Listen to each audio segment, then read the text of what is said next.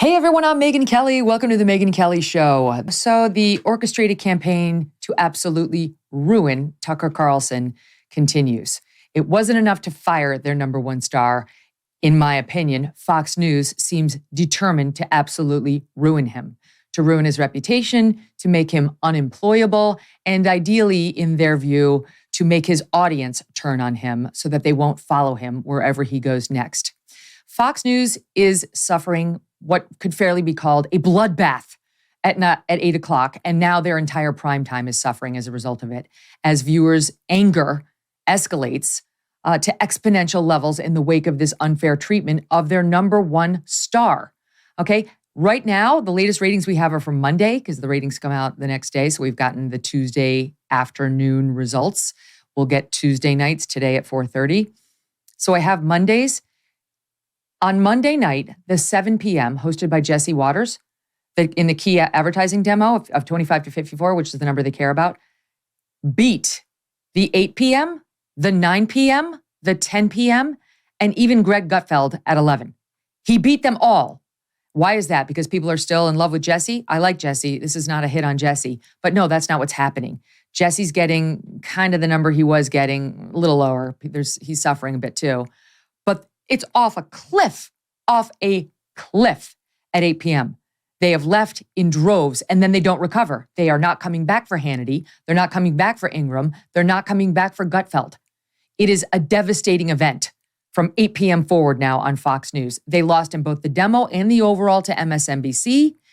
The only reason they're not losing every night to CNN is because they have two viewers. So, I mean, it's like Brian Stelter still tunes in, and I think Don Lemon might be the other one. Hate watching. That's the only reason. So Fox News is truly in an existential crisis right now. And their solution to their massive error of firing their number one star is to try to ruin him. Why are they doing this? I was having a private conversation with a frequent guest of the show who's friends with Tucker, as am I, today. And I said it's two reasons. Number one, omerta. You don't leave the cult. You don't leave voluntarily like I did with a hug, goodbye, on supposedly good terms. And you certainly don't leave when they've decided to fire you on good terms. Hell no. Fire and destroy. That's how it goes. Why? Because if they fire the number one star, he could hurt them. He still has a very massive audience. So he has to be destroyed, you see. Otherwise, somebody could employ him. His audience is mad. We have to make the audience see. We fired Bill O'Reilly because he had paid $69 million in sexual harassment settlements. You have to understand that, audience. You have to forgive us. And the audience did. The audience isn't a bunch of unreasonable people. They said, I miss Bill, but okay, I'll give him another chance. And Tucker took off in the 8 o'clock because people were open-minded. They're not a bunch of assholes at home like, I don't get my favorite, I don't watch. They were never given an explanation for Tucker.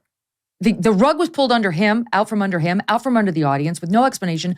And so now the destroy mission has to happen so that you, the audience members, realize you just were too stupid to understand how evil Tucker was. You see? That's what I believe is clearly happening here. And the latest offering is, once again, via the New York Times, the newfound favorite publication, apparently, of Fox News. They've gone to the same reporters who leaked the earlier stuff about his allegedly horrifying text messages and the horrifying outtakes. I'm referring to them as outtakes, but really what they are is the anchor sitting on the set during the commercial break making small talk with either the guest or with the staff and the producers, whoever.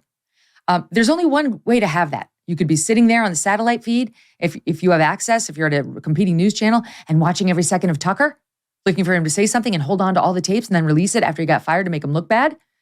That's not what happened.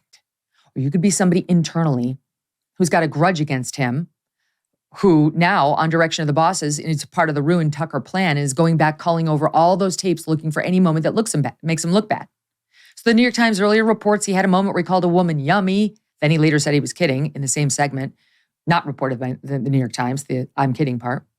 They reported that. Somehow they got their hands on the tapes, the magical tapes. Secondly, they had him making a reference to his post-menopausal audience. Well then, a couple of days after that, Media Matters for America, this far-left group, it was a Hillary Clinton-backed entity at one point, David Brock, just craziness, what they've printed over there. They got a hold of the videos. We showed them to you yesterday. Oh, it's amazing how the New York Times and Media Matters have exactly the same sourcing. Who could it be? Whomever could it be? Today, we get yet another installment. Media Matters dropped another video yesterday, which we showed you on our program. And now, today we have another Media Matters release, and we have a new New York Times release. This is absurd. Okay, this is absurd.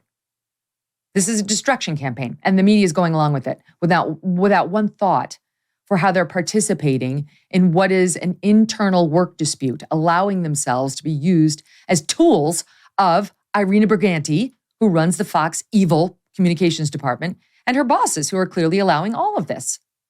The New York Times.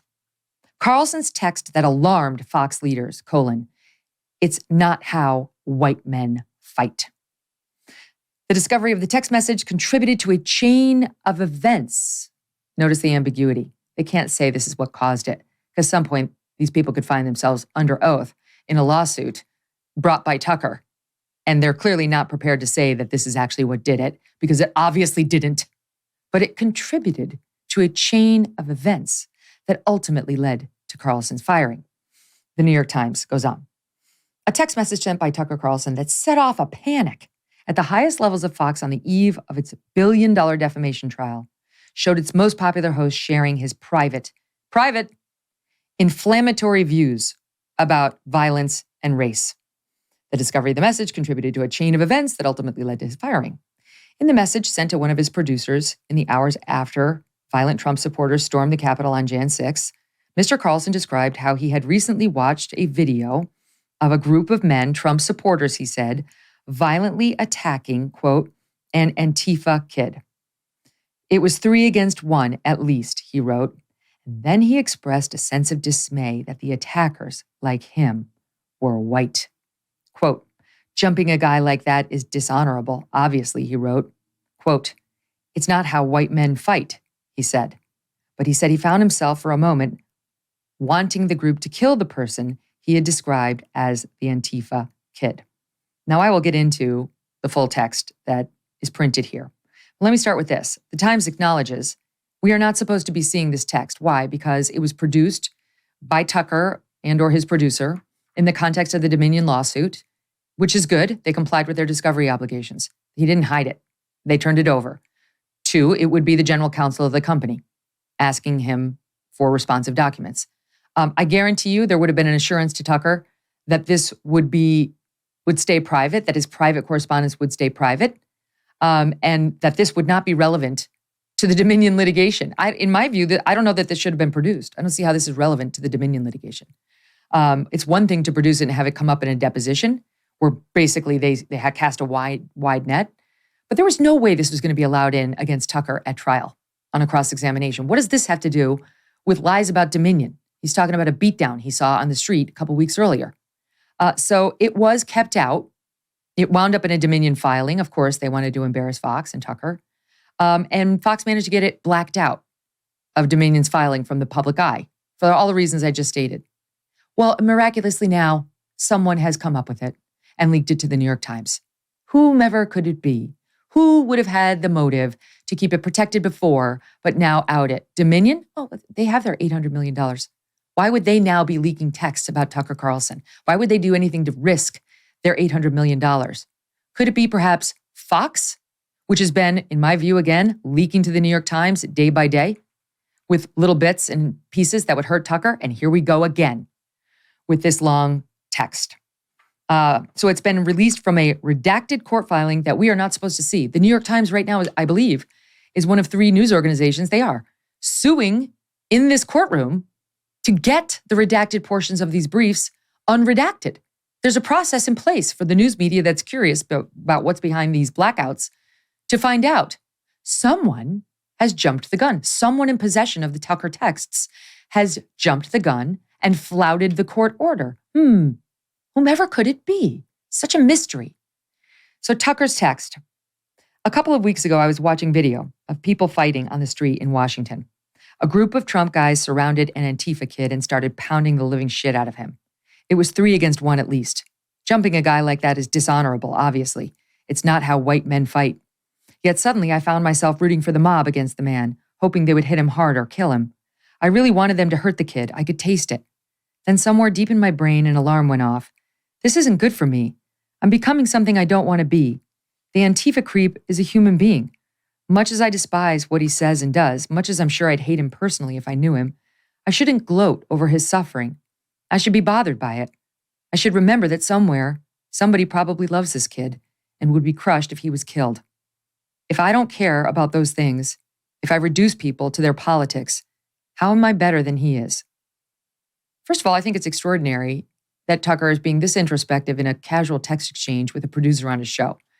That's who he is. He's constantly talking like this and thinking about himself in these ways and challenging himself when he falls down emotionally or mentally or intellectually to do better. You've seen it a million times and so have I. So they pluck this one phrase out where he says, it's not how white men fight, to try to make him look like a demon. Now, I don't know what Tucker meant by that. I will say, for whatever it's worth, that to me it appears like he is describing a group jumping a kid and then they start pounding the living shit out of him. It sounds like gang violence to me. I think he's observing what looks very much like gang violence. And if you look at the stats on gangs in America and in New York City in particular, where Fox is headquartered, literally it's 99% non-white. I looked it up just to see. Juvenile Justice Information says New York City gangs are 99% people of color.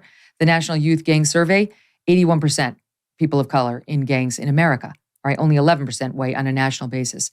So if Tucker's responding to what looks like gang violence, it is not accurate. It is not inaccurate to say it's not typically a group of white people doing that. Was it the most artful sentence? No, it wasn't. But as the Times acknowledges, it was a private communication, never meant to see the light of day. I'm sure had he articulated it on his show, it would have been said a little differently. But you're supposed to not see that. You're supposed to hold it against him. And you're supposed to feel like a racist if you're not offended by Tucker's messaging. You see, that's the game. Only racists watch Tucker or would excuse that kind of behavior. Then we get into the long discussion at the board. This alarmed the Fox board. Sure it did. Did they watch Tucker's show? Because he wasn't the most ginger on the topic of race ever. Okay? So spare me your false indignation. They saw the message a day before Fox was set to defend itself against Dominion. The board grew concerned the message could become public at trial when Carlson was on the stand, creating a sensational and damaging moment that would raise broader questions about the company. Sure, Jan. Sure. Once again, sure. Who believes that? Then they go on to say that this was one of the reasons they settled the case. Oh, I see. You were so determined not to let the public see that message. You paid $800 million. You didn't want to embarrass Tucker. You didn't want to embarrass the company. So you paid $800 million. And then what'd you do after you paid the $800 million? You embarrassed Tucker and you embarrassed the company anyway. What sense does that make? This was not the straw that broke the camel's back. This is an attempt to destroy the man because of omerta. You leave the mob leaves you. You're dead. You must be destroyed. And because he's a threat. You fire your number one host, he can hurt you. Unless you convince potential employers and his audience he's bad. He's worse than you knew. That leads me to the Media Matters video today, which is absolutely hysterical. I have no idea why they're doing this. This offends nobody, not even arguably, but here it is, the latest in the death by 1,000 cuts scheme. Well, that was a week, I'll say. Holy shit. 10 hours. That slimy little motherfucker sitting across from me. Oh, you're the best. And I wasn't talking about you. It's just the opposite. He's giving me a compliment. No, I'm not. What do you mean? Because you've never been this affirmed in your life? I bet. Thank you, Alex. Have a happy weekend. See you, man. The amount, it was so unhealthy, the hate. Thank you, Teresa. The hate that I felt for that guy. I mean, thank you, Tucker. How could you not? I never feel that way, because I don't put myself, I don't want to feel that way. I think it's wrong. It's bad. It's totally bad for you to feel that way. But that guy, I mean, he triggered the shit out of me. Where are you now? Where do you live? The amount of times I had, first of all, fuck you on my lips was like, it was unbelievable. Suggesting that I was cheating on my taxes? Really? Oh, absolutely. Oh, absolutely. Wednesday and Friday. So where are you domiciled? Where are you now? Do you own a home there? I was like, no, I do not own a home in Maine, which I don't. And first of all, Tucker looks like a perfect gentleman in that exchange. He's thanking the guy, the A2, who's taking the mic off of him. He's thanking the makeup artist. He's thanking every member of his production staff who's helping him get off the things that help you be on TV. I mean, I guarantee you 90% of news anchors don't do that. They just let the people take the things off and go on their merry way.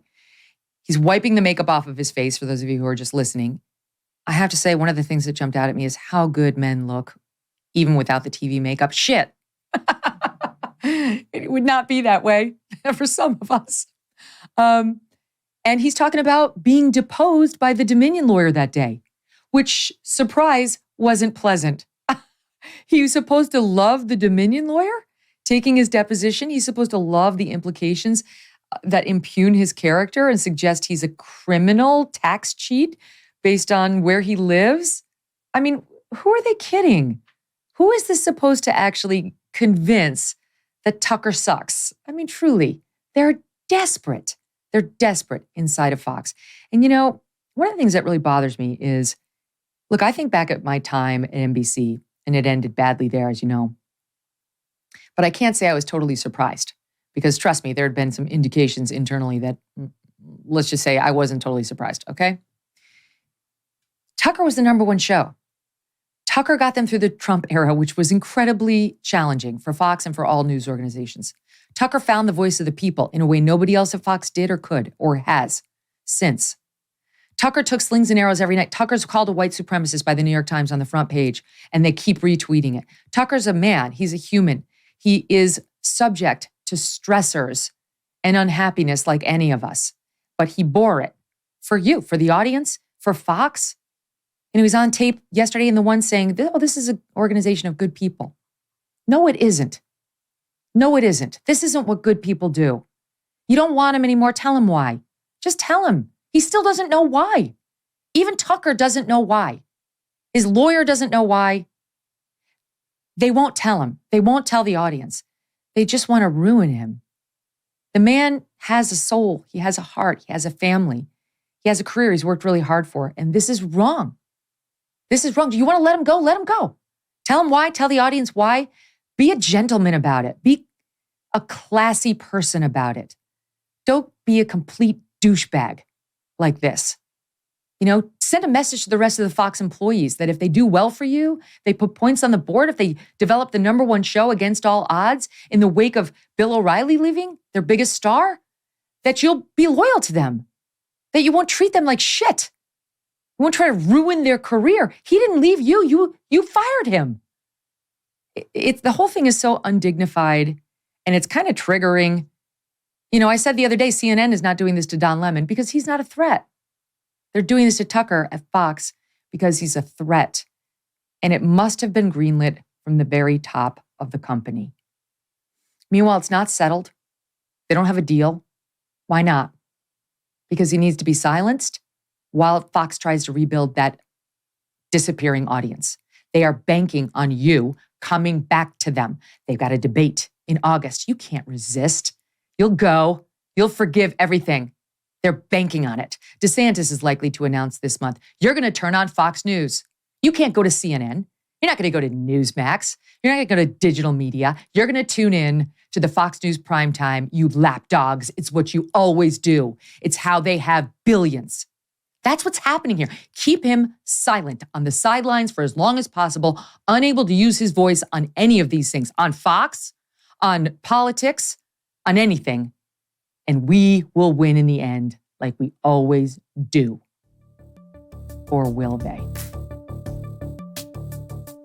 We'll be right back with James O'Keefe. Hey, subscribe to the show on YouTube and follow me on Facebook, Instagram, and Twitter. I always wanted to grow my own vegetable garden. I do not have a green thumb. I realized this is going to be a challenge. Well, now I have a Lomi, and it has changed the way I think about food waste. Lomi transformed my garbage into gold at the push of a button, and it's fun. It's fun for me, and it's fun for my kids. Lomi is a countertop electric composter that turns food scraps into dirt in under 4 hours. Now, I love composting. Plus, it's made cooking at home even more fun. There's no fun in throwing your stuff out in the garbage can. That's not fun. There's no food rotting in my garbage now, smelling up the whole kitchen. And thanks to Lomi, I only have to take out the trash once a week. Well, maybe a little bit more, but less than I used to. You can turn your waste into nutrient-rich dirt that you can feed to your plants, use on your lawn, or your garden. All of our food scraps, our plant clippings, and even those leftovers that sometimes I forget in the back of my fridge, now they go into my garden. That's where they wind up, helping me grow more nutritious food right in our backyard. Whether you want to start making a positive environmental impact or just grow a beautiful garden, Lomi is perfect for you. Go on over to lomi.com/MK. Use the promo code MK to get $50 off your Lomi. $50 off when you head to lomi.com/MK and use the promo code MK at checkout. Thank you, Lomi, for sponsoring this episode. Turn your food waste into dirt with the press of a button with Lomi. Use the code MK to save $50 at lomi.com/MK. Joining me now, James O'Keefe, founder and CEO of a new media company called O'Keefe Media Group, cleverly OMG for short. James, great to see you again. How you doing? Great to be with you, Megyn. Yeah, you've been busy since the last time we saw each other. We can talk about that in just a bit. But let me just start with, you too have been targeted by the New York Times, which we believe coordinated in your case with the government after it sicked the FBI on you. And then suddenly it appeared in the New York Times. So I'm sure you've got some empathy for what Tucker's going through here. What are your thoughts on it? Yeah, I'm going to respond to your monologue. I mean, these are the times that try men's souls, Megyn. And it seems like a ripping of the fabric of what it means to be an American.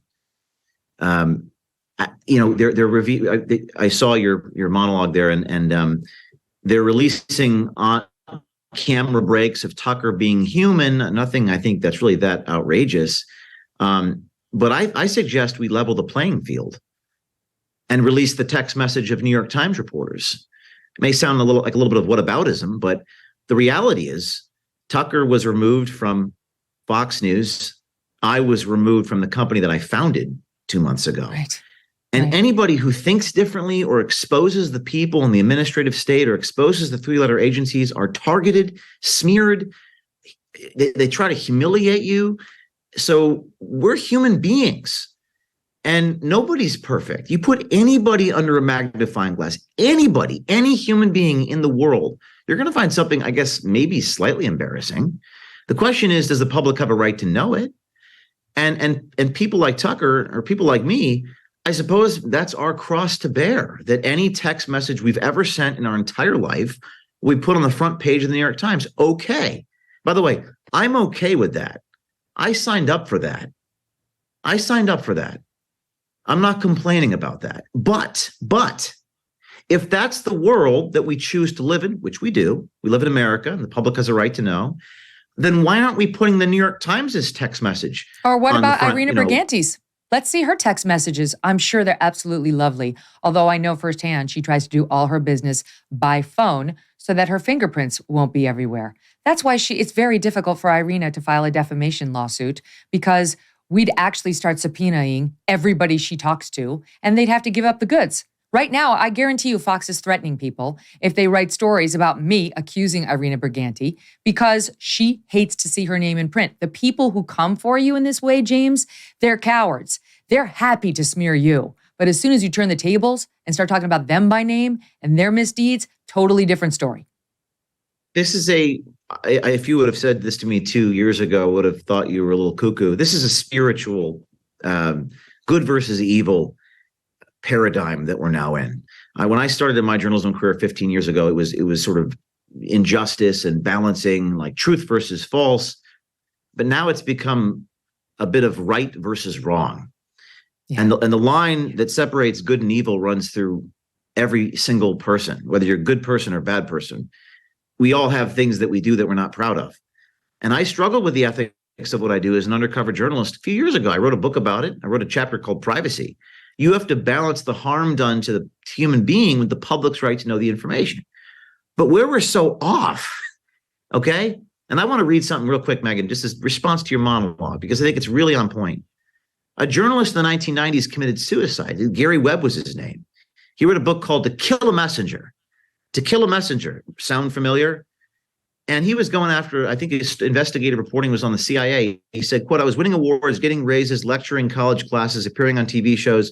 And then I wrote some stories that made me realize how sadly misplaced my bliss had been. The reason I'd enjoyed such smooth sailing for so long hadn't been because I was good at my job. The truth was, I'd never written anything important enough to suppress. And now we have the decentralization of journalism. We have Twitter, thanks to Elon Musk. I'm back on Twitter. Broke a story on Pfizer 2 months ago. That wouldn't have happened had Elon Musk not let me back on that platform. And you have the decentralization of information. I think something's changed since Bill O'Reilly left Fox and since Beck was canned from Fox. This dynamic has now changed. People are waking up and they're desperate and they're targeting people like Tucker. They're targeting people like me. And I just want to say that I'm okay with anything I've ever posted to any person I've ever sent being aired. You want to do that? Go ahead. But you know what? If that's the world we want to live in, let's go after the people in the government now. Let's all live and air their dirty laundry in journalism, if that's the world we're going to live in. Yeah, let's all live in it. It's just such a betrayal by your own company that you trust, that you're loyal to, that you work hard for. I mean, it's not totally dissimilar from your case where I read the allegations they were making about you, James. And to me, the bottom line was, okay, they say financial improprieties. They say he didn't spend the money that people were investing wisely and he wasn't careful and he was kind of mean sometimes to employees. It was your company. There's no Project Veritas without James O'Keefe. And my feeling was, even if it's all true, the solution to this is to remedy whatever has gone wrong and find a way to save the company, because there is no Project Veritas without you. You are the person we trust on the reporting. And even if all of it is true, what does it tell us? You're a flawed man who needs to shore up some areas and do better. But how does the company go on without the man who built it, who conceived of it, who built it? I know a lot of people feel just as I did. Well, what were your thoughts when they were accusing you of such things? I mean, I have a lot of thoughts. They made some bizarre allegations about I take black cars around to meetings. I have too many meetings. I was raising 25 million a year, responsible for much of the revenue, and I was working as hard as I possibly could while also being the on-camera talent and the chief executive officer. It was truly bizarre. I think it's indicative of the times that we live in. Perhaps people feel very entitled. They're perhaps envious, or they want to tear down excellence and hard work. It was very bizarre, Megyn. And I gave a 45-minute speech, which I can, which when I was terminated, that have all my thoughts in it.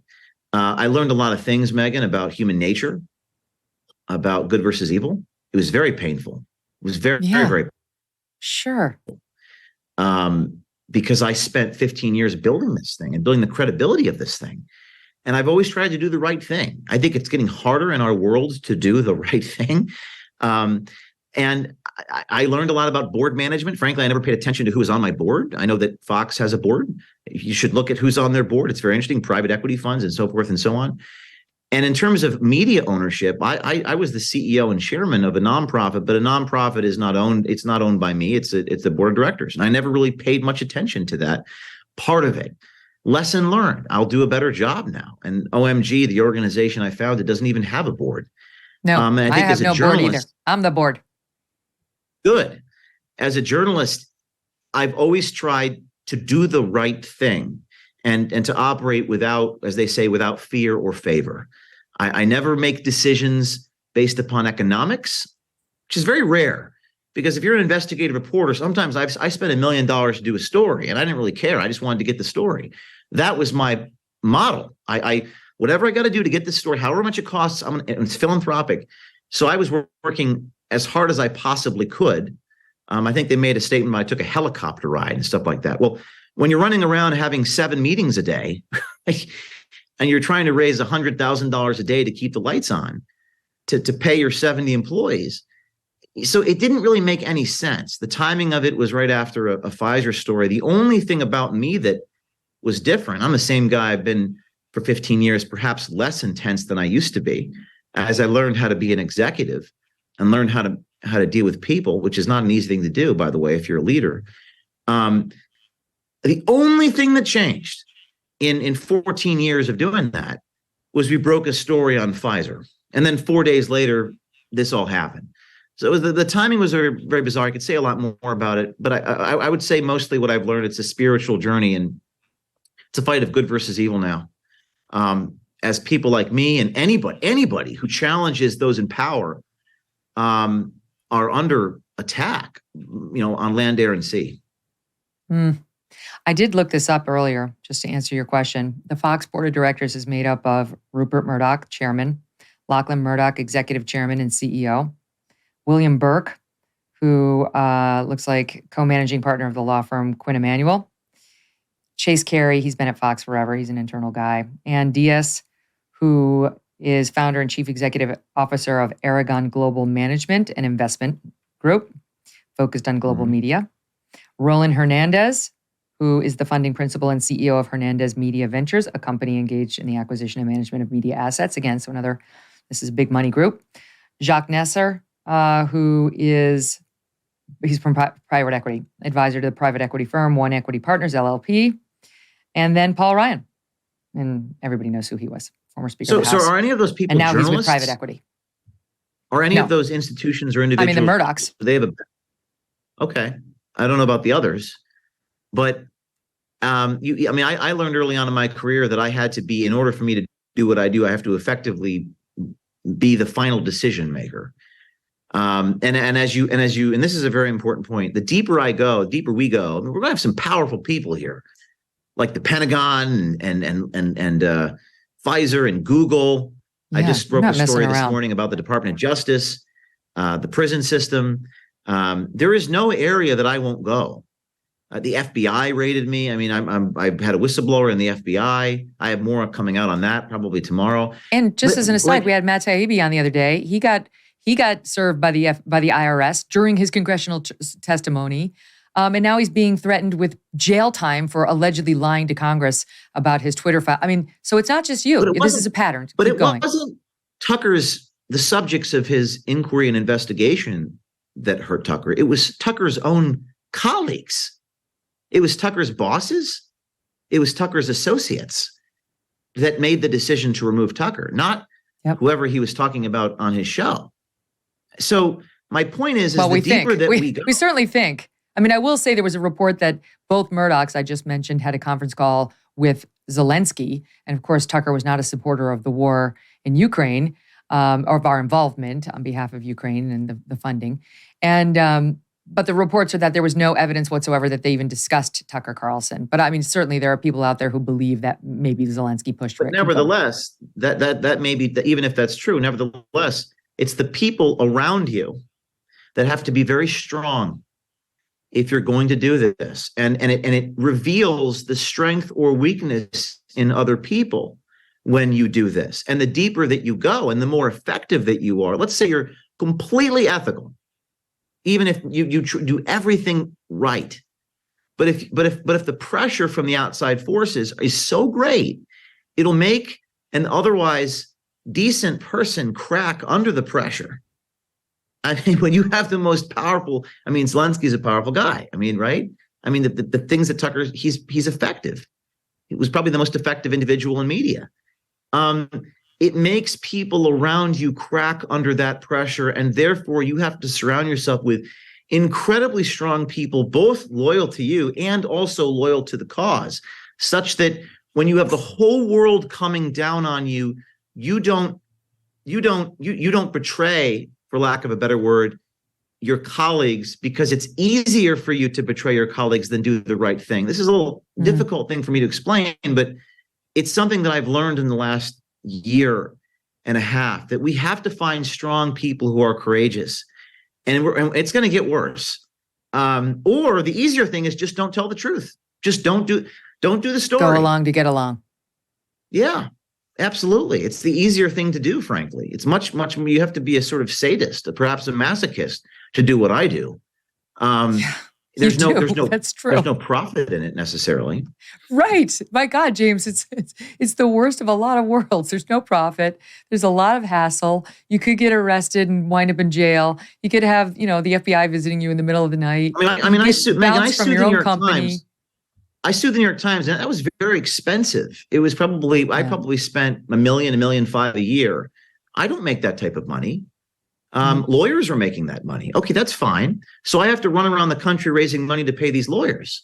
In order to do that, I have to have a secure vehicle by which to run around the country and raise money to pay these lawyers because I'm on the phone with confidential sources.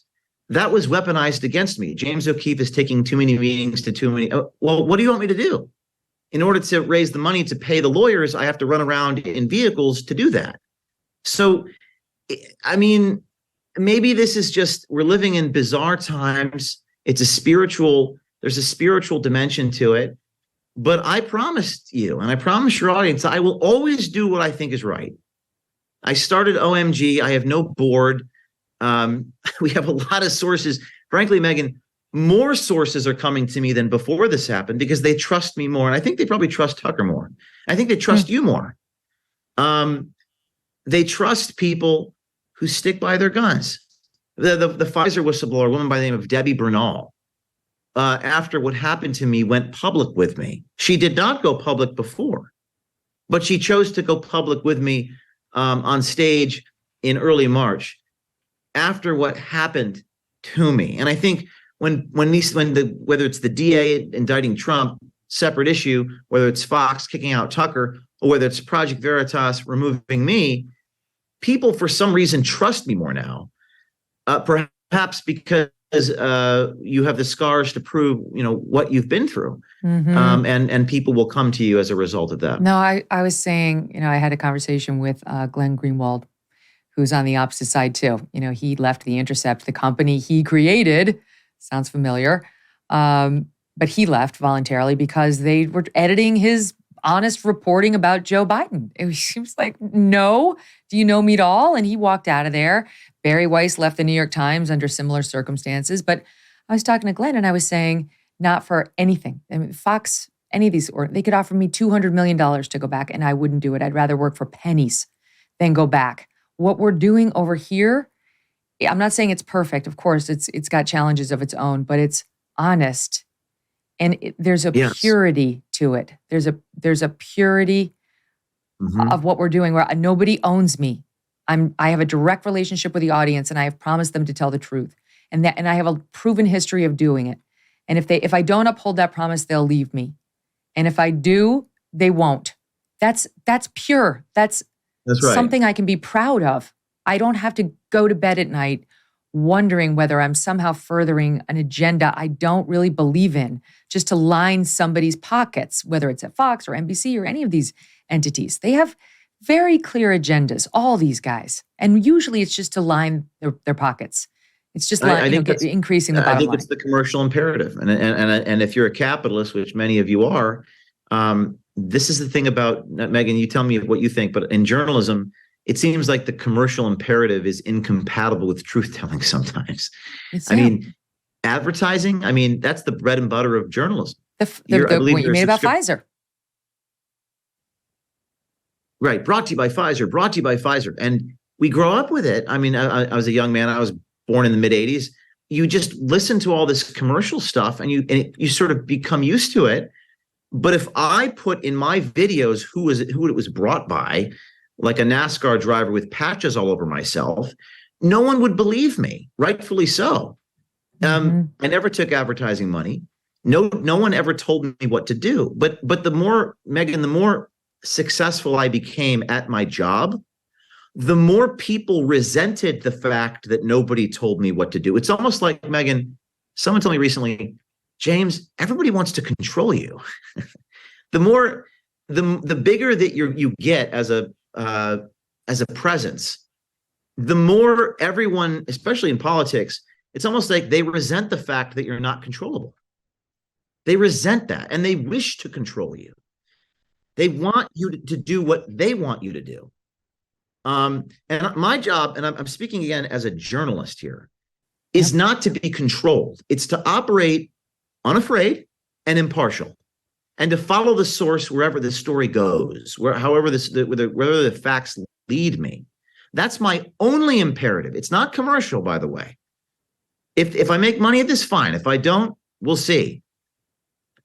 But that's the only variable in my mind as the owner of OMG moving forward. Mm. Well, listen, I love that you picked yourself up, dusted yourself off, and reinvented again. That you did not let anybody keep you down, and that you just kept going. Half of life is just keep going. Can you keep going? You know, when you fall, when somebody pushes you, however you get down, do you get back up? That's more than half the game. People respect it. I respect what you're doing. And I don't know how we'd be without a James O'Keefe muckraker out there. Is it muckraker or racker? I know the name of your book. An advisor told me, I won't tell you who, but I had some really amazing people helping me through this. The hardest thing I've ever been through in my life. You know, it was painful. But someone said to me, James, you get knocked down in a boxing ring, you have whatever it is to 10 count to get back up. He said, even though you're wounded, he said, you get the F back up right now because people need you and people believe in you. It was very hard, but within 3 weeks, we started a new organization. It's a subscription-based news organization, and we had a very successful launch, incredibly successful. Thank you to everyone who subscribed, O'KeefeMediaGroup.com, to sponsor these cameras that now we're shipping to. We have over 1,000 people that we've sent these cameras to. And a lot of people, Megyn, were just buying the cameras on Amazon themselves. They weren't even on my payroll. And we have, dozens and dozens of stories right now that are in the pipeline. So you're right. Getting back up was the hardest thing. I had to fight everything inside myself to not, I don't really think I'm constitutionally capable of giving up per se, but it was so disillusioning and discouraging. And I think that I've always been a relatively naive person to do what I do, because if you think about the fear, if you think about the government, if you think about the FBI, it'll drive you nuts. Okay. And I try not to. I try to focus on the good people. And what I drew from this process was that there are a lot of really great people. Some of them may be rather quiet, but there are a lot of good people in the world. And let's focus on telling their stories. You have such a huge fan base. I mean, I think virtually everybody I saw online commenting on your separation from Project Veritas was like, there's no Project Veritas without James O'Keefe, period. Sorry. And they can keep going in whatever form. It's not like I wish these people ill will, but you are the brand. Like, you're the reason we want to see the videos. We trust the way you're going to do it. You know, I mean, I've seen enough of you over the years that I know what I'm going to get, and I know your critics are going to say it's all bullshit, and it's going to wind up being legit. Like, that's a pattern with you, is like you upset everybody, all the right people, then they try to say this is fake or improperly edited, then they never actually win in their lawsuits against you, and you get proven right. It's happened time and time again. And you cover things that nobody else is, like the stuff you did with the teachers that we covered last fall, you know, with like, and some of those are gone now. Thankfully, some of America's school children no longer have to deal with these crazy ass biased teachers who hate white boys, like the one woman on the Upper West Side, I think it was the Trinity School, thanks to you. Yep. You know, that in today's day and age, this makes you very controversial. You're a lightning rod, whatever. You got to keep going. Oftentimes people don't like a mirror held. We hold a mirror up to people, like that's the video camera, right? And oftentimes it's a hidden camera, and they don't like what they see in themselves. So I'm not a psychologist, but there's all types of projection and gaslighting. And you doctored the tape in the beginning of my career, Megyn. People were saying that I actually used CGI to make the lips move of the subjects. Anything, any explanation, but what they're watching is real. And I was so young and broke that the notion I knew how to do that with the lips. I mean, I could barely use Final Cut 7. I mean, but people will do anything to rationalize their own understanding of the world around them. And they are in this sort of disinformation bubble. So my role is sort of shake them awake by revealing something that makes them, because you have to do deep inner work when you're looking at something that makes you question your own views on the world around you. So they tend to project and accuse me of that which they're guilty of. like they doctor tapes. They doctor tapes. You lie to your audience. Well, you lie to your audience, and it would make a otherwise reasonable man, question his own perceptions of reality. So you really have to be strong, and you have to surround yourself with very strong people who also have a firm constitution. All right, well, let's talk about some of the stuff you're doing at OMG, because it's great and it's really fun to watch, like exposing what's happening in prisons right now. What's happening there is not fun, but I appreciate the exposure because too few people are talking about what's happening to the female prisoners who are literally forced to live their lives with sex offenders who have declared themselves female 2 minutes ago, who are now coming into the prisons and raping these women.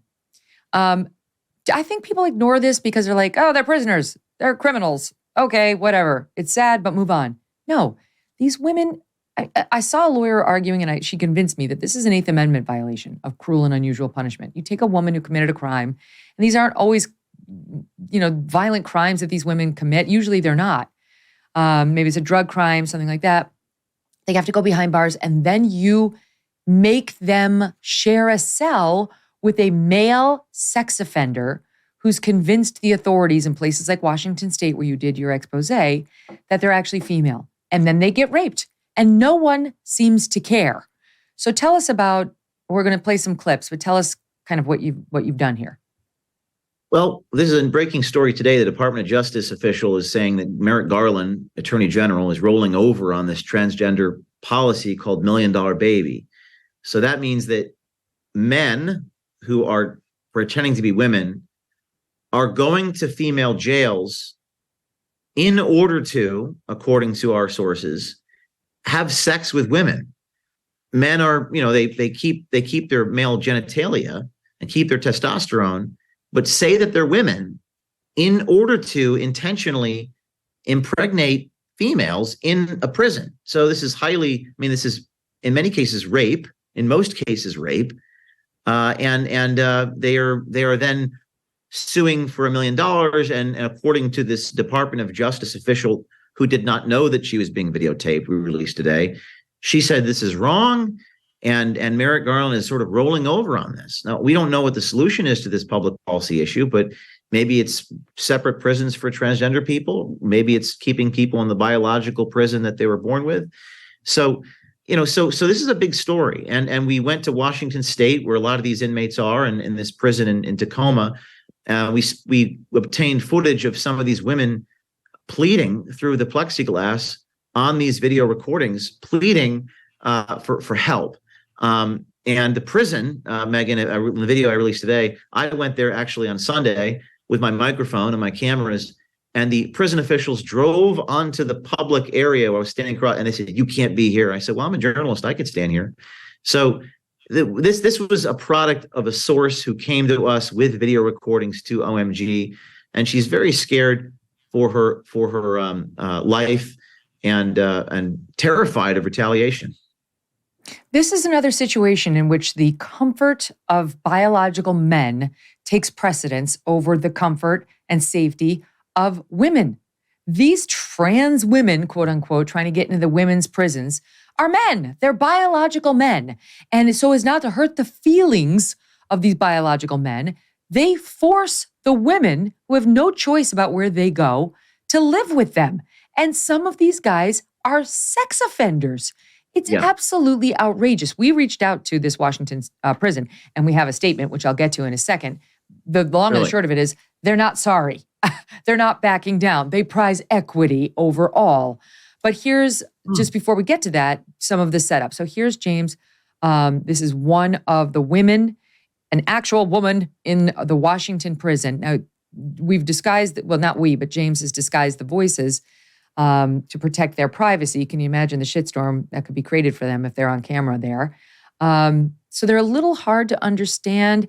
For the watching audience, we've verbated it on the screen so you can see. For the listening audience, I think you can understand it. Take a listen. So we have men rapists, men murderers, child rapists, men who have killed women and are in prison for raping and killing women who get put in our room. Imagine coming to your room one day and you're in close custody and you turn around and there's a man standing up peeing in the toilet. Some of these men know that they're men. They're not trying to be a woman.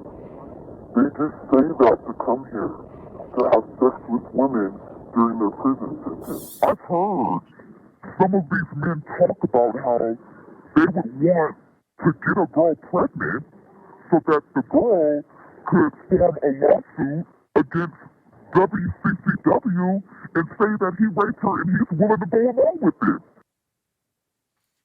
All right, and just for the listening audience just who didn't get it, this is two different inmates, but the first one's saying we have men rapists, men murderers, child rapists, men who have killed women, and are in prison for raping and killing women who get put in our rooms. And goes on to say some of these men know they're men. They're not trying to be a woman. They just say that to come here and have sex with women during their prison sentences. And the last bit was some of these men talk about how they'd want to get a girl pregnant so the girl could file a lawsuit against the prison and say she was raped. And the guy, too, is willing to go along with it so that they can get a payout. And that is sort of where your reporting advanced to, James, where you sat with an official at the federal DOJ, a woman. Her name is Linda Noel, a school psychologist in the education branch of the DOJ. And is she, I'm going to play this clip, but is she qualified to be opining on what policy is when it comes to the prisons in Merrick Garland? I don't understand school psychologists knowing about that. Yeah, we believe so. I mean, she's an official with the Federal Department of Justice, and this state prison. These inmates are transferred from all over the country, and we believe that the federal government is involved and the Department of Justice is involved because these lawsuits are federal. They're filing federal lawsuits, and they're getting what this so-called $1 million settlements because they're impregnated. So there needs to be a fix here. But in her words, Merrick Garland, the Attorney General, is rolling over. There's no backbone. And we believe that the public has a right to know what this federal official who's involved in the prison system has to say about it. All right, and here's a bit of that. You'll hear her speaking with one of James's reporters, and I believe at one point here you'll hear interspersed a clip of a prisoner with a disguised voice. Listen. A man, right, is in on it where he's trying to, basically get part of a lawsuit that's going on, because... Well, the output is money. They all want money. Yeah, how does it actually work, though? It's like the woman basically is raped or says she's raped. Whether it's consensual or not, who knows? They both play the victim card. They would want to get a girl pregnant so that the girl could form a lawsuit against WCCW and say that he raped her and he's willing to go along with it. So the slang word that they're calling it is $1 million baby. And then they go through ACLU, and the ACLU sues the DOJ. And the DOJ, unfortunately, under Merrick Garland, it rolls over. It doesn't want to go through the court, so they just pay people off. That's the bad thing. So the DOJ won't fight because it's easier just to pay the people off because the Biden administration favors this. What's that? The Biden administration favors this with the women being subjected to this. It's I don't know if they favor it. I think that they're rolling over. It's a horribly complicated area that needs reform. And rather than actually address the issues, and I'm curious to see your statement because I didn't even get a statement, so I'm anxious to hear what the women's prison said. First of all, they start with, "We're big fans of James O'Keefe." No, that's not.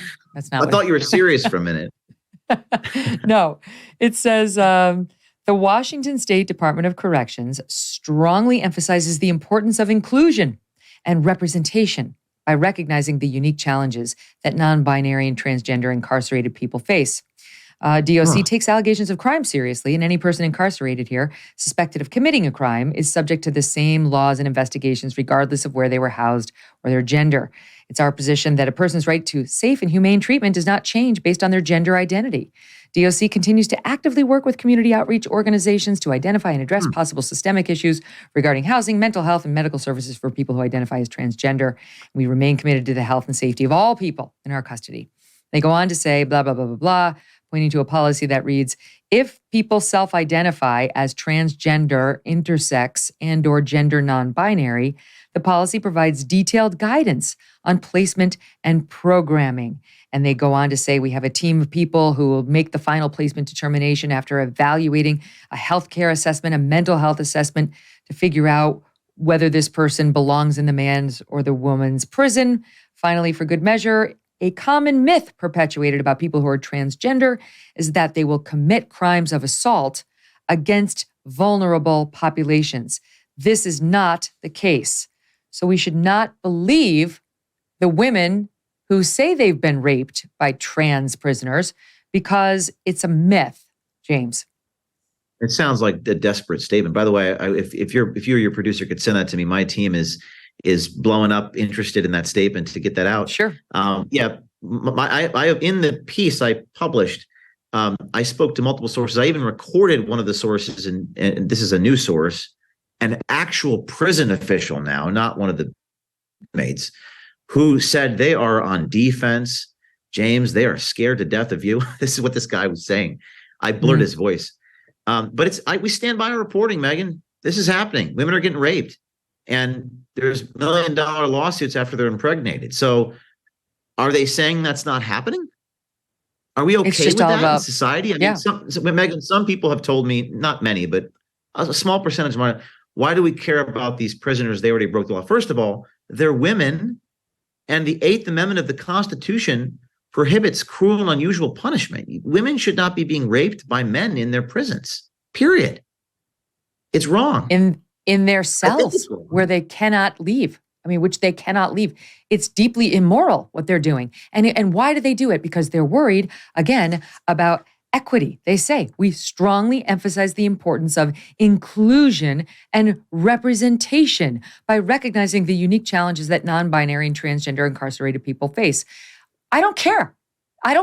Well, I'm not worried about the importance of inclusion and representation and the challenges the transgender people in prison face. I'm worried about the women who you shoved behind bars with a sex offender. Is greater than the 8th Amendment. So the 8th Amendment's right to no cruel and unusual punishment and the so-called equity inclusion are right now at odds with each other. So somebody in Congress, I know Matt Gaetz and Ted, not Ted Cruz, Marco Rubio have looked at this report by OMG. What's the solution? I don't know, but that's not going to fly. You can't get raped. You're right not to get raped is paramount here. And first of all, we stand by reporting this is actually happening. These inmates have child porn convictions. These are men, biological men with male genitalia. Yeah. Most of whom are not gender dysphoric at all. They are using it as an excuse to get a free pass into the women's prison. That's obvious to anybody. Well, that's what I'm not saying. And even if they're not, I don't care. Get out. You don't belong in the women's prison. You're not a woman. You're not. I don't care why you feel uncomfortable. Should have thought of that before you broke the law. Sorry. You're going to have to stay in the man's prison because that's what you are. That's another reason for you not to commit crime. You have enough problems if you're trans, all right? You don't have to add criminal to your list and then prison rapist to it. So I don't really have a lot of empathy for the position that these guys are in. I have a lot of empathy for the women who are subjected to this. This was not part of the punishment. This is not an okay sentence for someone who's female who commits a crime and has to go to jail. Stand by. There's much, much more to get to. Got to squeeze in a break. James O'Keefe stays with us when we come back. Look, you can go to Brazil or Colombia, get some crazy stuff done to your face. But why on earth would you do that? Now you can look years younger right before your own eyes during the Genucel Mother's Day sale. Here's a real review from Genucel.com. Claire writes, I absolutely love Genucel. My skin feels so good, tighter, younger, with a more even tone, and I only used it for a week. My advice for everyone, take a before picture. Her husband Jim writes in with, wife loves it. Ever since I purchased it for her, things got much more interesting after dark. Enough said. It's true, nothing works like Genucel because it's a family recipe for over 20 years, made by a compounding pharmacist in small batches and always safe, cruelty-free, and natural. Now go to Genucel.com/MK60 and save over 70% off Genucel's most popular package, all their best stuff during their Mother's Day sale. Every most popular package features their ultra retinol and dark spot corrector. Don't wait. Go to Genucel.com/MK60. Genucel.com/MK60 and get a complimentary spa essentials box with every package order from now through Mother's Day. Plus, free upgrade to priority shipping. GENUCEL.com/MK60, Genucel.com/MK60. Speaking of the women who are being raped in prison by men declaring themselves trans, you recently had a run-in with Dylan Mulvaney, and you were trying to get Dylan to comment on this from my memory. And some people, it was a mixed reaction to this video. Some people, even who weren't fans of Dylan, were like, leave Dylan alone. Don't do this. And other people were like, go for it. Dylan's never seen a camera Dylan doesn't like. Dylan's brought this on themselves. But I'll show a little bit of the clip and get your thoughts on it. Sure. Do you have a comment on the story here of the women being raped by the men claiming to be transgender? James O'Keefe, OMG News. What do you think about the women who are being raped by the men who are transgender? Do you have a comment about that? Please don't come in the elevator. What do you think about, what is your comment to the women who are being raped by men claiming to be transgender? That was basically how it went. It's just the absurdity of Dylan parading around like Audrey Hepburn. I mean, this is a man. This is a biological man. Yes. Trying to pretend. Second person to say she looked like Audrey Hepburn. I said that's what obviously Dylan's going for that. Listen, I mean, what is the ethics of confronting people? First of all, she's a leader. She's representing a movement, right? And in a world, you started your program where Tucker's personal text messages to colleagues were aired before the world to see. This is a public figure in a public place. And Mike Wallace at 60 Minutes stopped doing this sort of thing in I believe it was the mid 80s. His rationale, which I think was a silly argument, was that these sorts of ambushes don't really bring any light. They're just heat. But I think they do bring light. I think they hold people accountable. I think we need accountability, and getting a microphone in someone's face is a really important thing. I'm not invading their privacy. I'm not filming them covertly in their home. I'm in a Four Seasons hotel, and I think we need more people chasing people around with cameras. And in fact, if you're watching this program and you that resonates with you, I'm going to DC to chase a bunch of people around this weekend.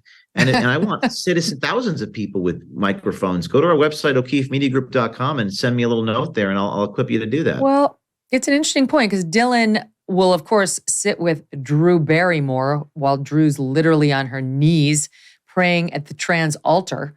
But Dylan won't subject Dylan's self. I'm sorry, I'm not doing she for Dylan.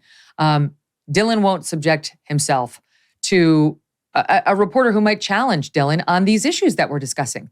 Like Dylan said, I couldn't tell if it was a joke or if it real, but if it was real, it should be illegal to not use the proper pronoun for me. Well, it's not. Right. We're still in America, Dylan. And what is legal is for these trans women, quote unquote, to go into female prisons and attack these women. No one seems to care. And so we're like, it is interesting. Like, Dylan, if you're going to be the spokesperson for the trans community, what do you think of that? No one has asked you because you won't subject yourself to those interviewers. Which he inserted himself as the spokesperson. He no doubt wants to be the leader of a movement, whether it be through the Bud Light situation. And by the way, that organization lost billions in revenue, whether it be through his public, persona and his interviews. So yeah, you subject yourself to the public like that, you should be held accountable. And I actually think it's more than that, Megyn. I think if there was any justice in this world, when in a world where my personal attorney-client privilege documents, the FBI raids me at gunpoint. Remind your audience, I was raided by the FBI over the Ashley Biden diary, which as a reporter, I have a right to receive from a source. In that world, and then the New York Times works in concert with the FBI to leak things and shame me through anonymous sources, although there's nothing that I've done that's illegal. Well, in that world, it's perfectly acceptable and necessary for us as citizens to go into the streets and to ambush these people with microphones and cameras and ask them really uncomfortable questions. It's not even a question about whether we should do that. We need to do that 10,000 times to everybody. Dylan should have said, I'm against that. It was kind of a no-brainer. Like, no, women who go into prison should be safe and protected. But obviously Dylan doesn't feel that way because otherwise he would have given you an honest answer. Dylan Mulvaney is somebody who tried to make it as a star as a man, couldn't make it, decided to come over into our lane because he knew that he would get sponsorships, and people jumped right on board the Dylan train. And that is why I don't believe Dylan's transition is real. I think he's exploiting the trans movement and women and our compassionate spirit to make money. And by the way, you mentioned Bud Light. For the week ending April 22, the brand's in-store sales plummeted more than 26%. That's per Bump Williams Consulting, a firm that specializes in the alcoholic beverage industry. They have not stopped the downward spiral. The week before that, sales dropped by 21%. The week before that, it was only 11%. So they are on a downward trajectory at Bud Light that is rivaling the downward trajectory of the 8 p.m. on the Fox News channel right now. Yeah, I think the pendulum is swinging. I think people, individuals, have citizens have more power than they ever have, and the institutions are losing power. People follow people. That's just what people do, and people will follow Tucker in a way they haven't followed the previous individuals who've left that network, for example, and way back when. I think people really, really trust. The trust is waning in institutions, and it's so important for us to decentralize information gathering. That's my mission at OMG. I think we can decentralize journalism. We have to. We can't trust big behemoth corporations to tell us the truth, obviously, and that's through no fault of their own. They have a commercial imperative. Their pursuit is profit. So that's fine. But if you want to be an investigative reporter, if you want to show uncomfortable truths, you can't be coerced. So my mission is to give cameras to a lot of people to tell those sorts of stories, whether it be in an elevator with Dylan Mulvaney or a women's prison in Seattle. I want like people on the ground. If this resonates with you, like go to my website and I'll send you a camera. They're very expensive cameras, but we've had a lot of subscribers help us out. We have many stories to come. And when the government does come after me or you or whoever, we as Americans have to understand that it's directly proportional to your effectiveness on doing the right thing. I think people get that. Even after Trump was indicted in New York, his popularity has seemed to surge. And people that were skeptical of him seem to be less so. It's like, It used to be the case when the government went after you, it was like, well, he must have done something wrong. Now it's like, well, gee, he must be doing something right. I know, it's true. So that's true. It's amazing, isn't it? Yeah. You mentioned the Trump surge, just to bring people up to date on that. The latest Real Clear Politics average shows Trump at 52.1%. DeSantis is in the second position with 22.9%. The average is Trump up 29 points over DeSantis, who is his nearest competitor. The latest polls, because that's the average, latest show him up 58 over DeSantis' 22 and 62 over DeSantis' 16. Before that was 153 over 21. I mean, it's just, and that is all post. And Robert F. Kennedy, isn't it, Jr. in the Democratic, I know you interviewed him and I watched your interview of him. I thought it was well done. He's now at 20% in the Democratic population, not the And if you Republicans. add in Marianne Williamson, you're looking at 30% of Democrats who want someone other than the sitting president of the United States. And RFK and Trump have some things in common. I have some things in common with both of them. Not everything, but some things. This is the decentralization of power, and the corporate nexus between corporations and government is at question here. And that is why it's so important for the individual citizens to take it upon themselves to be truth tellers and exposers. An army of exposers is what we need. We knew they were going to come after people like me and Tucker and you and whoever. They're going to come after anybody who questions them. But in response, they can take down one man. They can't take down an army of individuals. And that's what they're scared of, Megyn, in my opinion. Well, that's what's amazing about Tucker is that everything I've seen, all of his outtakes it's the man we all know. He's exactly the same off camera, maybe with some saltier language, as he is on camera. That's why this campaign is failing. The best thing they've released against him was this thing in the New York Times today. And I honestly don't think anybody's going to believe That's why Fox News fired him. All right. That offended literally no one in the Fox News management, and their attempts to pretend otherwise are going to fail. James, thank you for being here. Good luck with the new company, and it's great to see you. Thank you, Megyn. See you soon. All the best. Look, you did the tough thing during COVID. You paid your people and you pulled your business through the pandemic. Now, doing that tough thing could qualify you for up to $26,000 per employee at covidtaxrelief.org.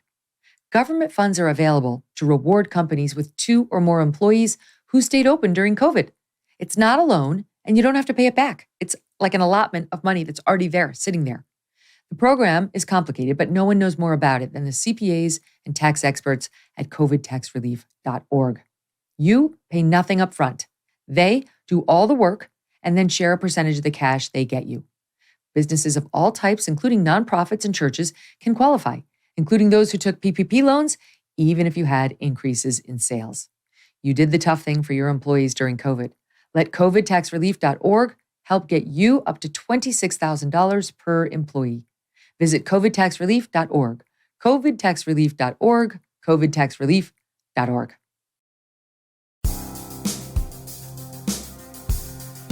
Senate Democrats stooping to new lows in their ongoing efforts to undermine public trust in the U.S. Supreme Court. This days after Justice Alito went so far as to write an op-ed in the Journal saying, we are in danger. We're protected, but our lives have been threatened. We've been facing assassination attempts, and people need to take a seat. They need to take a step back. And what do the Democrats do? They lean in to the hateful rhetoric against our justices. Why? Because now it's a conservative Supreme Court, and they can't handle it. Things were all fine when the liberals were in control, but now that we had 3 justices appointed by President Trump and the court leans right, this is what we have to deal with. Senator Mike Lee of Utah once clerked for Supreme Court Justice Samuel Alito and knows the High Court very well. Senator, great to have you on the show. How are you? Doing great. Thanks so much, Megyn, and congratulations on having a million subscribers. That's a great milestone, and look forward to the next 2 and 3 million after that. Thank you very much. I appreciate it. This is actually kind of nuts what the Democrats did yesterday. I mean, right on the heels of what Sam Alito wrote, talking about how they really are in danger now, more so than in the past. They are protected, but they are in danger. And I want to get to what we saw at this hearing yesterday, but let's just spend a minute on what Justice Alito was sounding the alarm on, because, you know the court better than I do, but I did cover it for 3 years as a young reporter, and I practiced law for a decade. I've never seen a justice write something like this. He seemed ticked off. He seemed, I don't want to say emotional, but definitely it was emotionally charged. And the biggest headline out of it was he thinks he knows who the Supreme Court leaker is. Do you think you know who the Supreme Court leaker is? I think he has a really good idea as to who the Supreme Court leaker is. And I also think that anyone who knew the law clerks and the justices, the other court personnel at the time, or even had access to interview each and every one of them, could reasonably have figured it out in relatively short order. For whatever reason, the Supreme Court marshal wasn't given enough resources to do that the first time around. I think they could reasonably ascertain that now.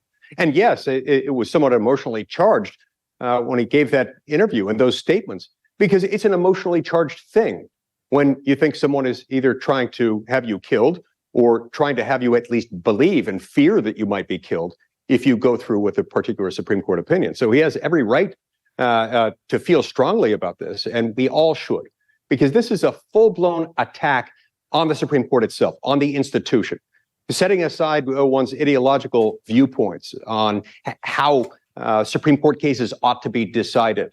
This is an attack on an institution, and the Democrats are behind it. They're fanning the flames, and we've got to bring this back under control, lest we do irreparable damage. He writes in the Journal, the threats or the leak of the draft Dobbs opinion, quote, made us targets of assassination. He said it created an atmosphere of suspicion and distrust. We worked through it, and last year we got our work done. This year, I think we're trying to get back to normal operations as much as we can, but it was damaging. He writes, I personally have a pretty good idea of who's responsible, but that's different from the level of proof that's needed to name somebody. And then he goes on to say explicitly, this was a campaign, the leak, to try to intimidate the court. Those of us who were thought to be in the majority, thought to have approved my draft opinion, were really targets of assassination. It was rational for people to believe that they might be able to stop the decision in Dobbs by killing one of us. He goes on to say that these folks who believed the leaker was on the conservative side, whether the justices themselves or people who worked for them, this is infuriating to me, he writes. Look, this made us targets of assassination. Why would I do that to myself?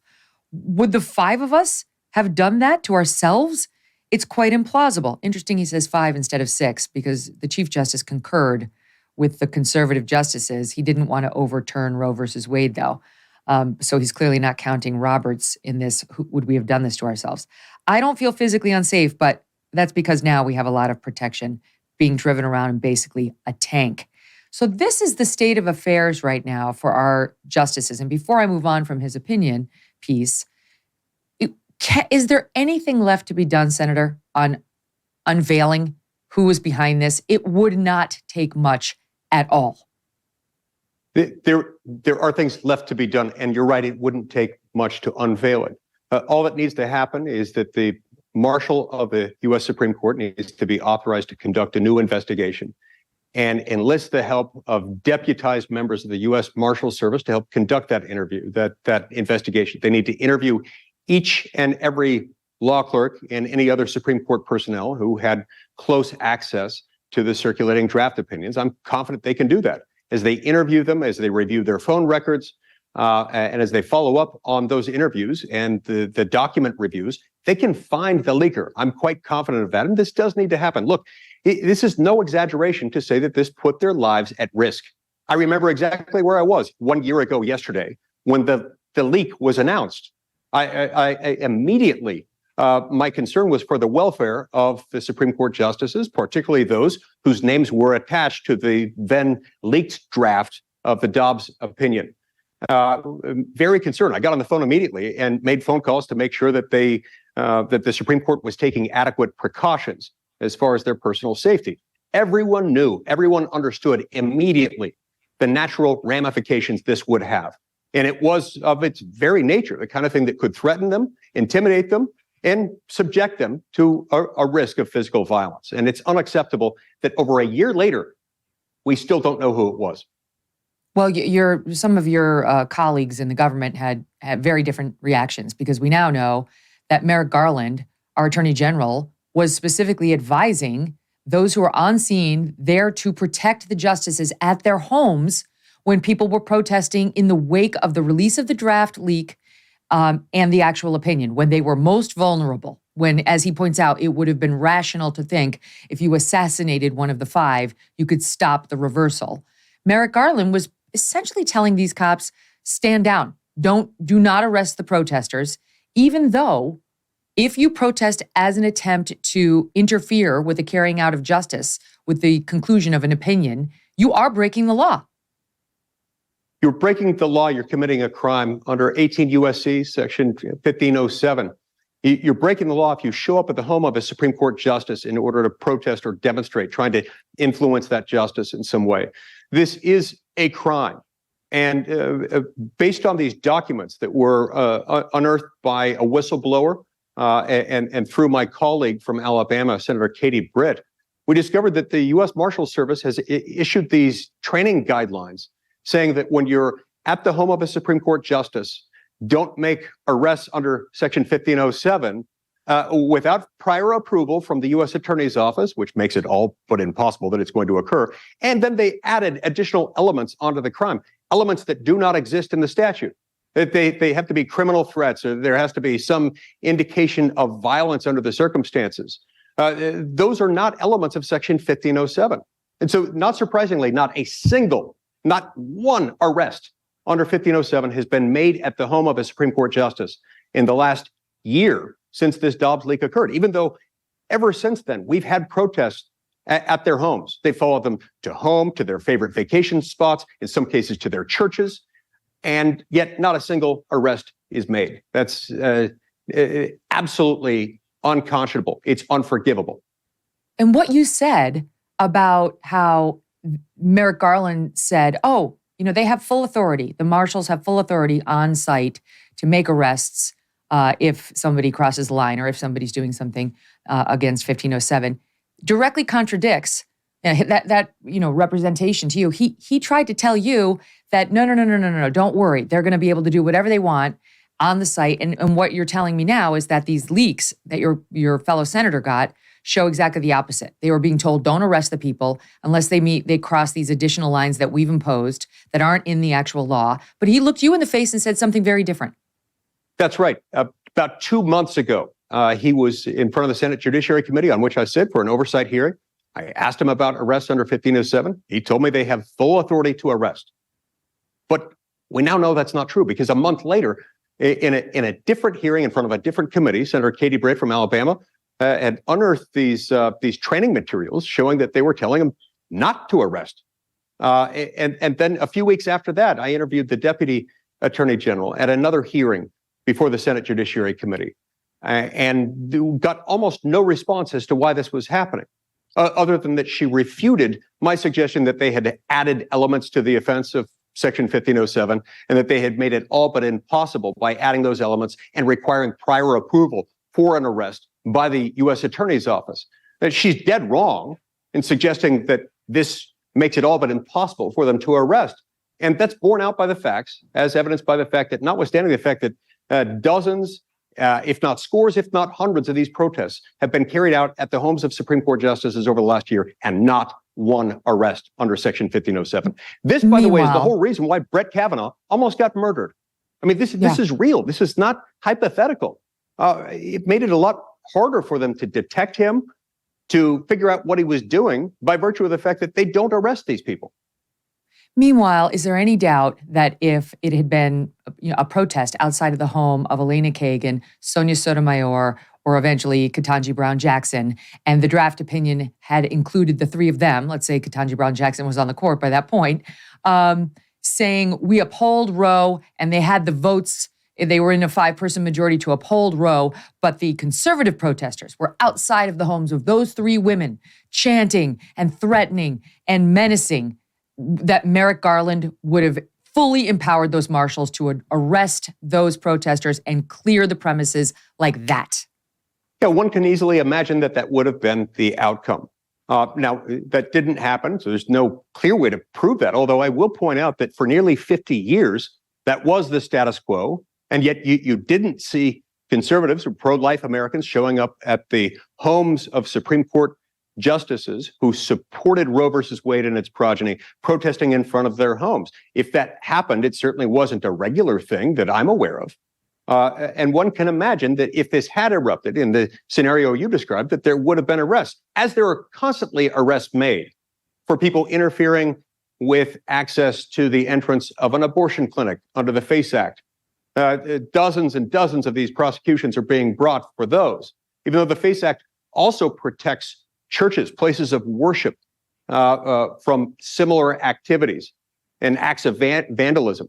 Overwhelmingly, the Justice Department errs on the side of prosecuting the abortion clinic crimes, but not the crimes against churches.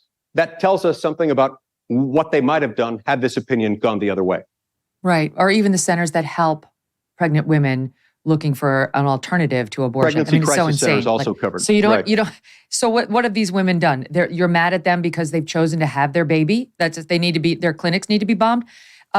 What's happened in the wake of Dobbs, which overruled Roe, notwithstanding these pressures, is a almost uniform attempt on the left to delegitimize the court, to endanger the court, as we've just discussed, and to delegitimize the court. Now, I think, you tell me, but I think the latest attacks on Justice Thomas fall in that lane, to try to go after him as some sort of, unethical man for not having reported certain trips he took that were paid for by a rich friend of his, Harlan Crow, even though any independent expert you talk to will tell you he had no obligation to do that. He did not have to disclose those trips that he took because Harlan Crow wasn't in front of him on the Supreme Court. So then they found one case in which Harlan Crow's company was the parent company of a litigant that was trying to get an appeal at the U.S. Supreme Court.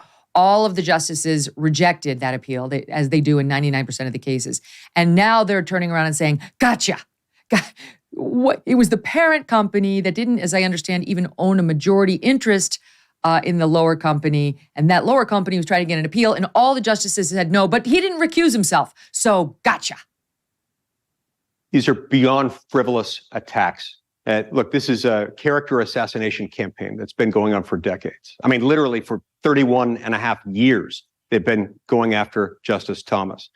And look, whether you agree with him or not, I happen to agree with him very, very frequently, and I have enormous respect for him. But even if I didn't agree with him, you can't look at the life of Justice Clarence Thomas without having profound respect for him. This is a man who was born into poverty in the segregated South and has risen to a pinnacle of success in his profession and in the leadership of our nation's government.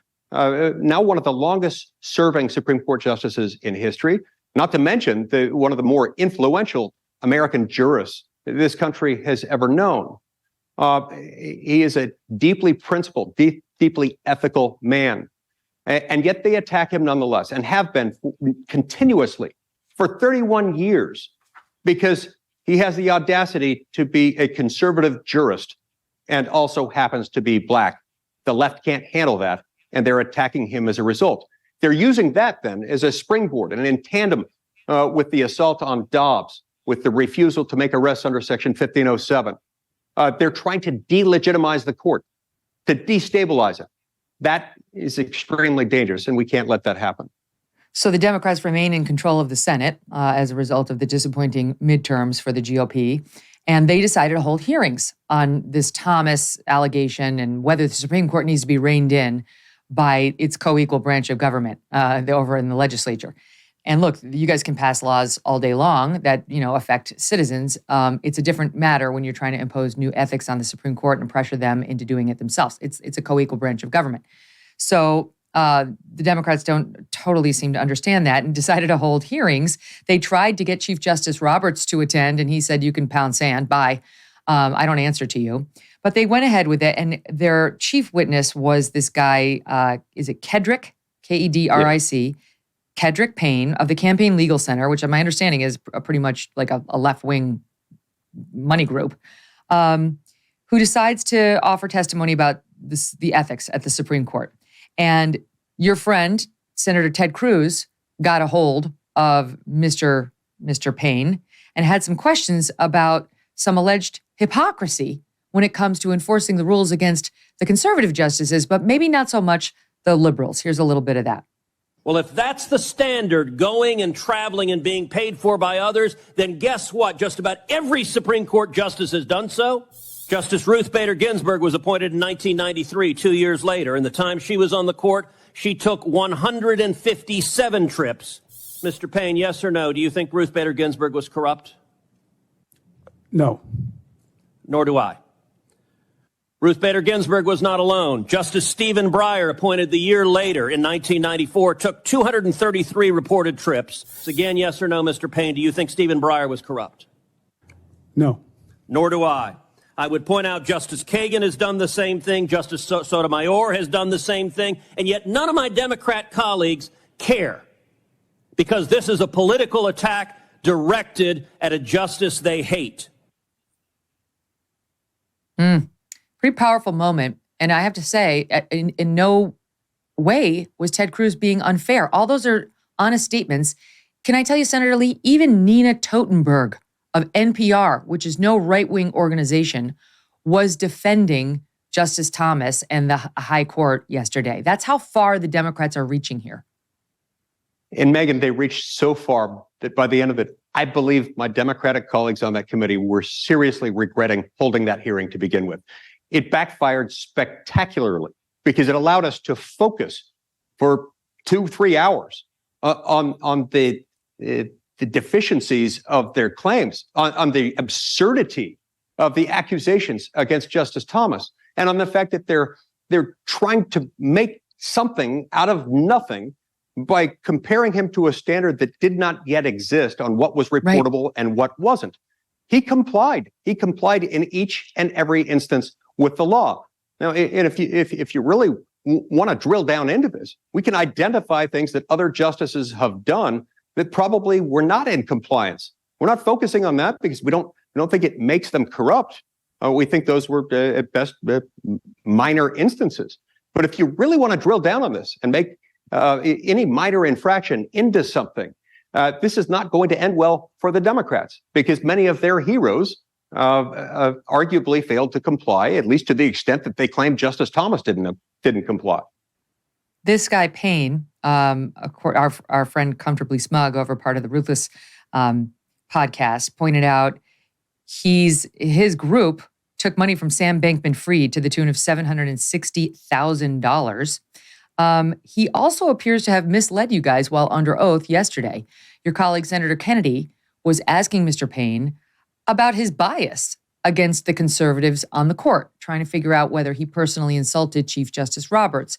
And the guy wiggled and wiggled. We'll show you the exchange, and then we'll tell you the update. Watch.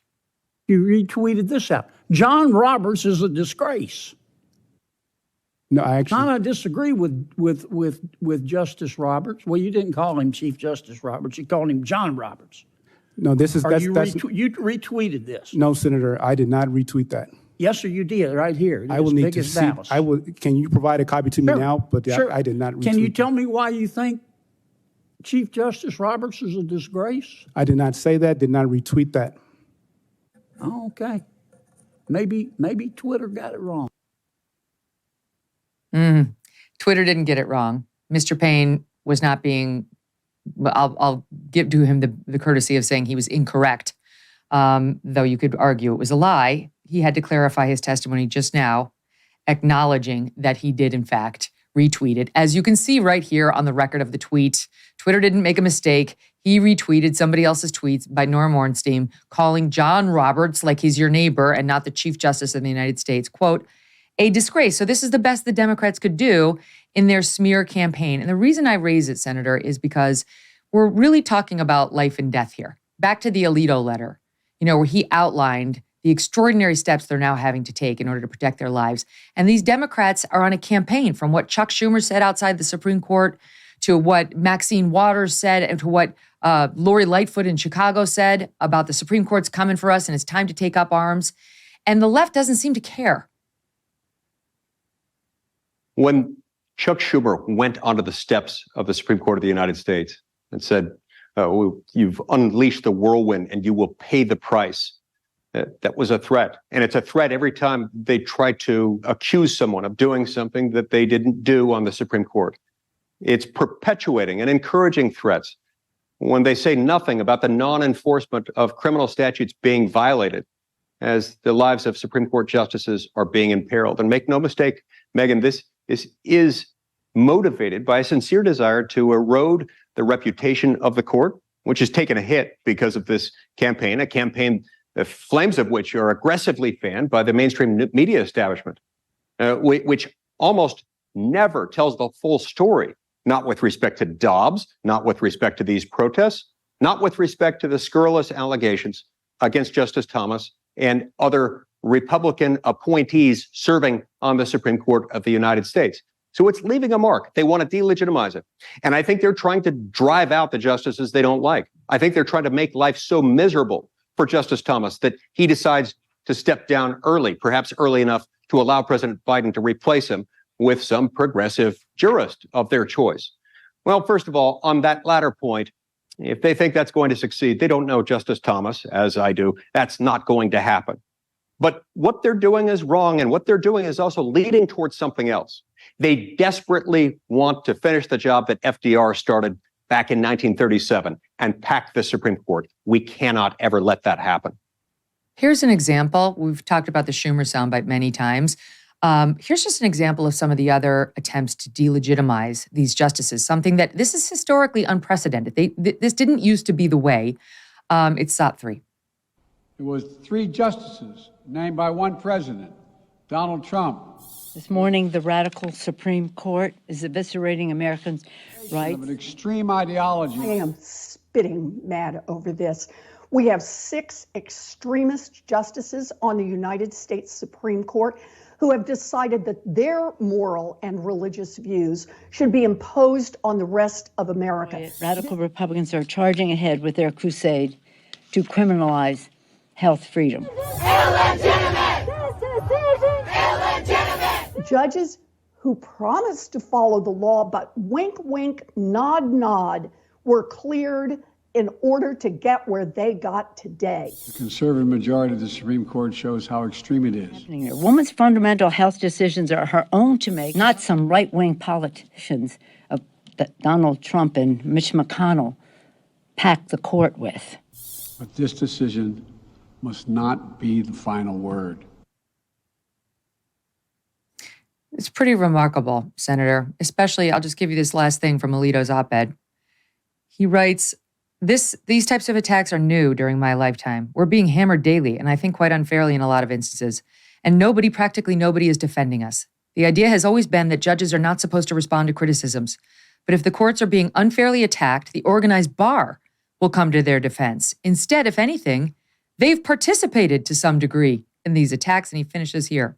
After Justice Kavanaugh was accused of being a rapist during his Senate confirmation hearings, he made an impassioned speech, made an impassioned scene, and he was criticized because it was supposedly not judicious, not the proper behavior for a judge to speak in those terms.